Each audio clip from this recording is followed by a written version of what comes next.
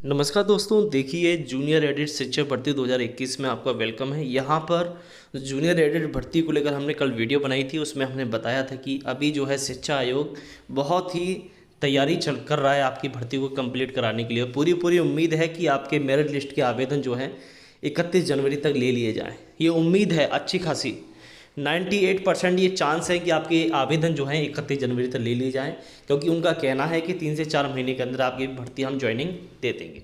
ठीक है, अब ये बात रही, जब ये बात आती है तो आती है बहुत से कैंडिडेट के मन में जो है सवाल जो आता है वो आता है तनख्वाह को लेकर, यानी कि आपकी पहली तनख्वाह कितनी होगी, पहली पेमेंट कितनी होगी, पहली सैलरी कितनी होगी। सबको इसी चीज़ का अनुमान रहता है कि पहली सैलरी, पहली तनख्वाह कितनी रहने वाली है।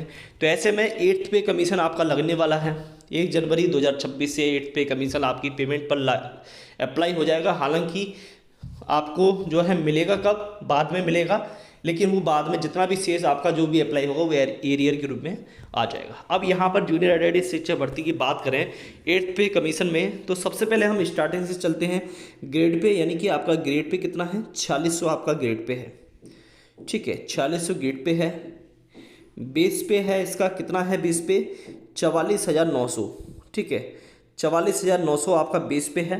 ठीक है, और इसके बाद जो आपका अभी जो प्रेजेंट में डीए, जब आपका नई जो है आपका वेतन आयोग लगेगा, 8th पे कमीशन लगेगा, 8वां वेतन आयोग लगेगा, उस टाइम आपका डीए कितना, डीएनएस अलाउंस यानी कि महंगाई भत्ता, ये आपका ज़ीरो हो जाएगा, ज़ीरो से फिर से स्टार्ट होगा। ओके, और HRA house rent allowance, HRA की अगर हम बात करें तो एचआरए आपका कितना मिलेगा, आपका अभी जो है एचआरए भी देखिए अलग अलग तरह से, डीए और एचआरए 3 तरह से मिलता है। अगर आपका एक्स सिटीज़ में आता है, यानी कि एकदम मेट्रोपॉलिटन सिटी में अगर आपका आता है तो एचआरए आपको 30% अभी जो प्रेजेंट में चल रहा है।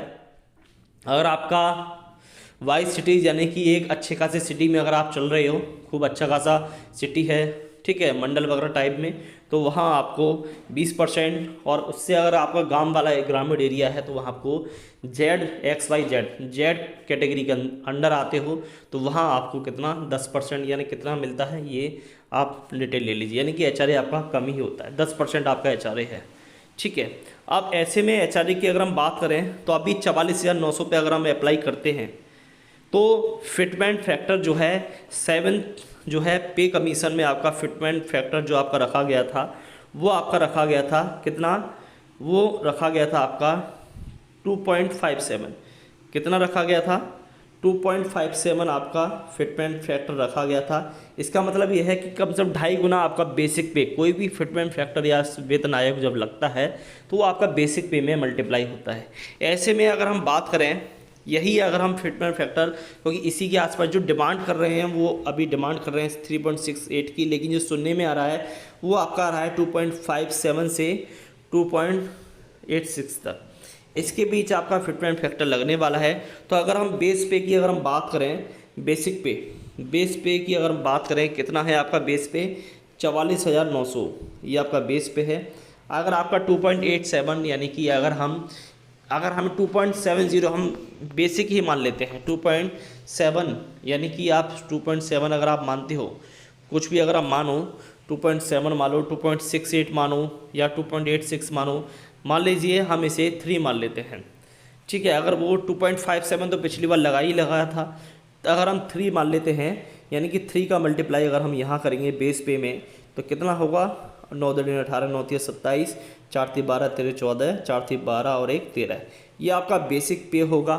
ठीक है, इसका एचआरए आपको डिपेंड करता है कि आपकी नौकरी एक्स सिटीज़ में, एक्स तो नहीं होगा, वाई सिटीज़ और जेड सिटी में लगती है, तो मिनिमम आप इसे 10% तो आप मानो ही मानो, यानी कि 1 लाख ये आपका 13,000 इसमें प्लस कर दो आप, इसमें 13,000। ठीक है, ये आपका 7 4 5 6 7 4 इतना, ये इतना हो गया 1,47,700। ये हमने तब है जब हमने 3.00 फिटमेंट फैक्टर माना है। अगर ये 2.7 के आसपास भी लगता है तो कम से कम सैलरी आपकी लगा लो 2.30%, 0.30% आपकी यहाँ पर आप कम कर लीजिए। 0.30 का मतलब है कल सर 13-14 हज़ार, इसमें 12-36 30 हज़ार के करीब इसमें कम कर लीजिए, यानी कि 1,10,000। इसमें थोड़ा बहुत अलाउंस और मिल जाएगा, टी वगैरह मिलता हो तो 1,10,000 के करीब आपकी सैलरी बनेगी, पहली ध्यान रखना, ठीक है। 8th पे कमीशन में, ठीक है ना, इतना प्रभाव पड़ेगा आपका 4600 गेट पे पहली सैलरी आपकी बनेगी 1,10,000 के करीब, आपकी पहला पे बनेगा 8th पे कमीशन लगने के बाद 4600 गेट पे में।